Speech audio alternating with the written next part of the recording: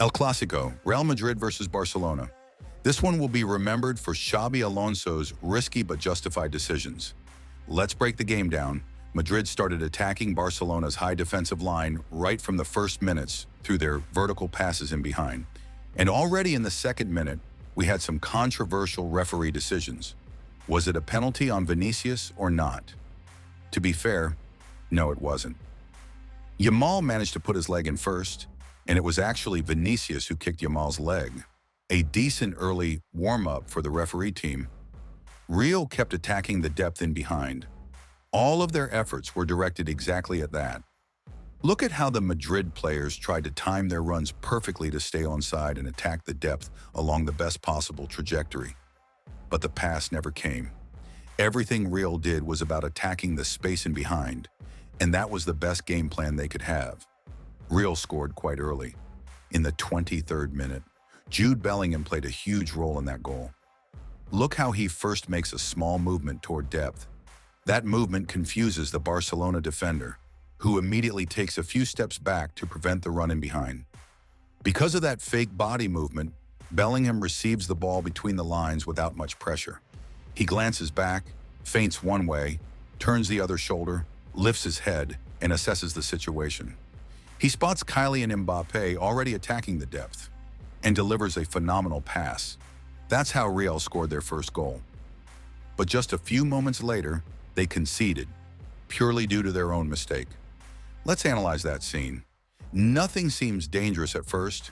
Huijsen has the ball and plays it backward. He has two options at that moment, a pass to the goalkeeper or to Eder Militao. Why does he pick the wrong one? The only correct decision would have been to pass it to the goalkeeper, because the keeper can receive the ball facing the entire field, assess the situation, and clear it long if necessary. Militao, however, receives it with Marcus Rashford sprinting behind him to press. That's the key mistake that led to the goal. Then Militao decides to pass back to Courtois. In theory, he could have taken a touch into space and quickly turned the play around, maybe even find Arda Güler if he opened up properly. But no, he plays it back to Courtois. Courtois then passes wide, and it seems like Real have escaped the press. But not quite. Barcelona closed down the space quickly, shutting all nearby passing lanes. Still, there was a potential way out if one of the wingers had dropped deeper, or with a risky but brilliant chipped pass to Güler, which Real's player actually tries. It's a beautiful pass, and Güler seems completely free, with 10 meters of space around him. He could take the ball forward and play with his right foot, but remember, Güler is left-footed. Maybe that hesitation cost him. He takes a poor first touch, the ball bounces awkwardly, and suddenly the situation turns dangerous. Güler is surrounded by 6 pressing Barcelona players with no safe passing options. He's boxed in. If he passes back to Militao, it's probably intercepted, and likely a goal. In that situation, he simply had to clear it. To the corner, throw in, anywhere. But as a real player, he tries to shield it and turn out to start an attack. It doesn't work. Barcelona intercept, launch a quick counterattack, a 6v4 situation, and finish clinically. 1-1, and from here, the match becomes even more fascinating. There were many transition moments, especially after corners, when defenders pushed forward and couldn't recover in time. Those were dangerous counterattacks.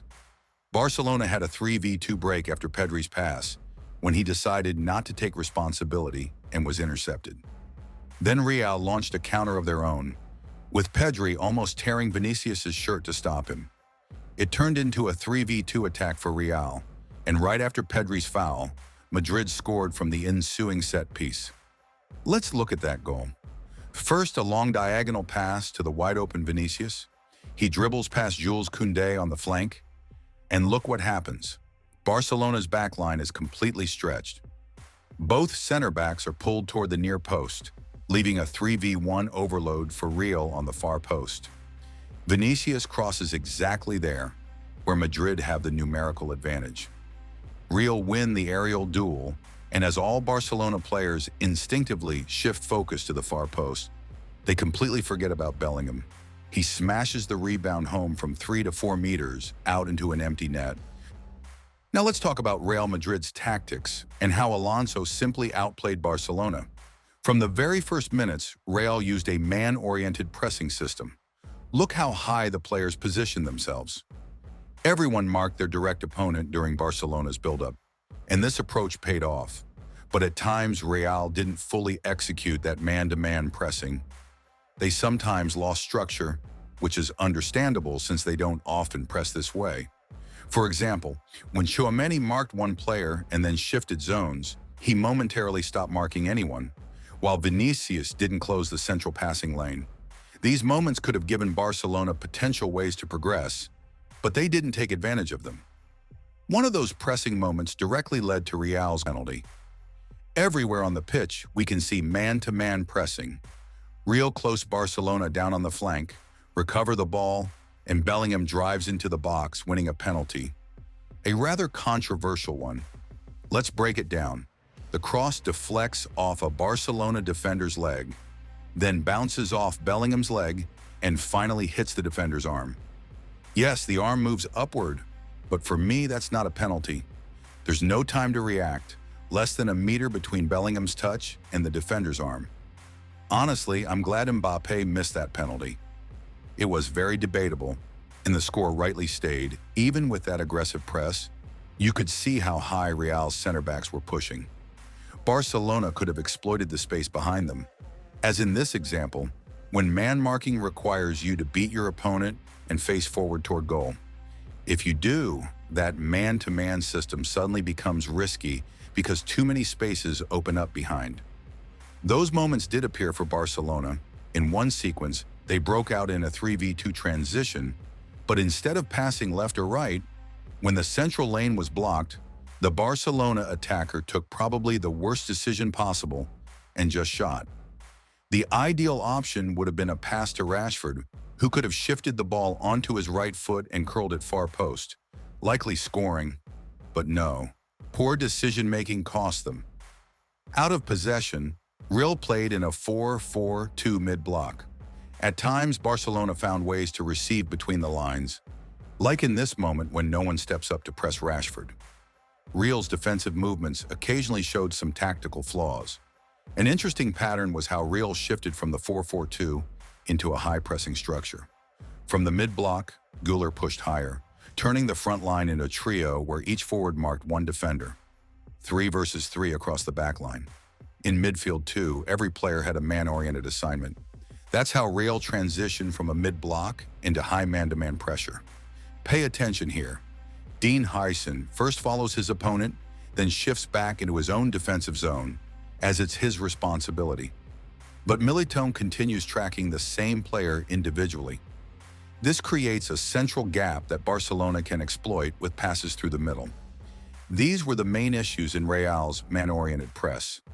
Overlapping responsibilities from defenders moving across zones.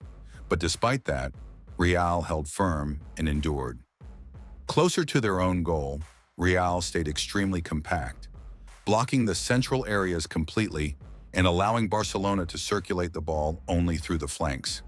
It was an excellent and disciplined tactical setup from Xabi Alonso. Here's another example of how the 4-4-2 transformed into a high press.